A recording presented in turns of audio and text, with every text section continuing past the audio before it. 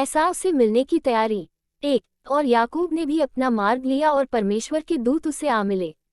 2 उनको देखते ही याकूब ने कहा, ये तो परमेश्वर का दल है, सो उसने उस स्थान का नाम महनैम रखा।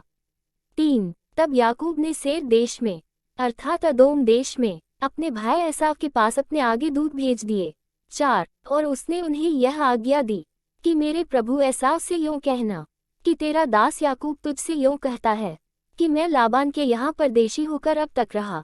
5 और मेरे पास गाय बैल गदहे भेड़ बकरियां और दास दासियां हैं, सो मैंने अपने प्रभु के पास इसलिए संदेशा भेजा है कि तेरी अनुग्रह की दृष्टि मुझ पर हो। 6 वे दूत याकूब के पास लौट के कहने लगे, हम तेरे भाई एसाव के पास गए थे और वह भी तुझसे भेंट करने को 400 पुरुष संग लिए हुए चला आता है। 7 तब याकूब निपट डर गया और संकट में पड़ा और यह सोचकर अपने संग वालों के और भेड़ बकरियों और गाय बैलों और ऊंटों के भी अलग अलग 2 दल कर लिए। 8 कि यदि एसाव आकर पहले दल को मारने लगे तो दूसरा दल भागकर बच जाएगा। 9 फिर याकूब ने कहा, हे यहोवा, हे मेरे दादा इब्राहिम के परमेश्वर, तूने तो मुझसे कहा कि अपने देश और जन्मभूमि में लौट जा और मैं तेरी भलाई करूंगा। 10 तूने जो काम अपनी करुणा और सच्चाई से अपने दास के साथ किए हैं कि मैं जो अपनी छड़ी ही लेकर इस यरदन नदी के पार उतर आया, सो अब मेरे 2 दल हो गए हैं। तेरे ऐसे ऐसे कामों में से मैं एक के भी योग्य तो नहीं हूँ। 11 मेरी विनती सुनकर मुझे मेरे भाई एसाव के हाथ से बचा, मैं तो उससे डरता हूँ। कहीं ऐसा नहीं हो कि वह आकर मुझे और माँ समेत लड़कों को भी मार डाले।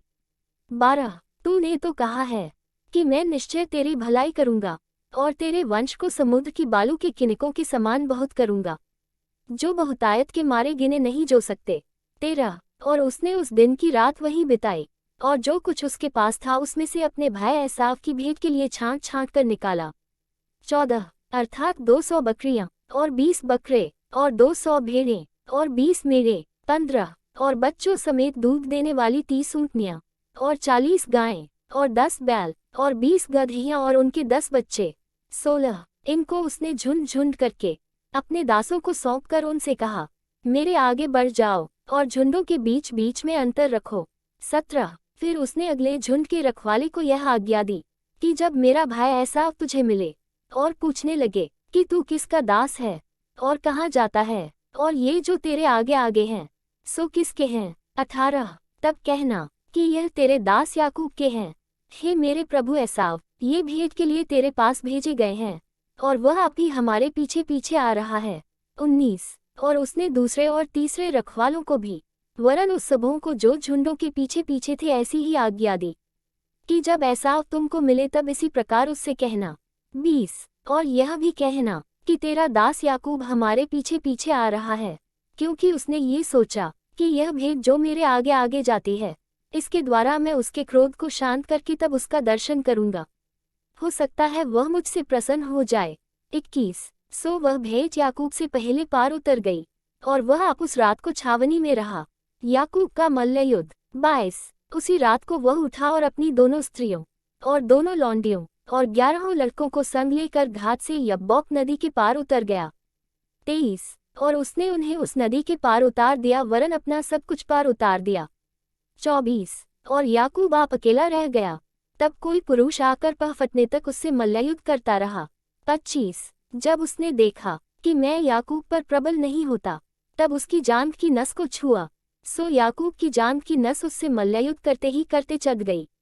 26 तब उसने कहा, मुझे जाने दे, क्योंकि भोर हुआ चाहता है। याकूब ने कहा, जब तक तू मुझे आशीर्वाद न दे तब तक मैं तुझे जाने न दूंगा। 27 और उसने याकूब से पूछा, तेरा नाम क्या है? उसने कहा, याकूब। 28 उसने कहा, तेरा नाम अब याकूब नहीं परंतु इस्राएल होगा, क्योंकि तू परमेश्वर से और मनुष्यों से भी युद्ध करके प्रबल हुआ है। 29 याकूब ने कहा, मैं विनती करता हूँ, मुझे अपना नाम बता। उसने कहा, तू मेरा नाम क्यों पूछता है? तब उसने उसको वही आशीर्वाद दिया।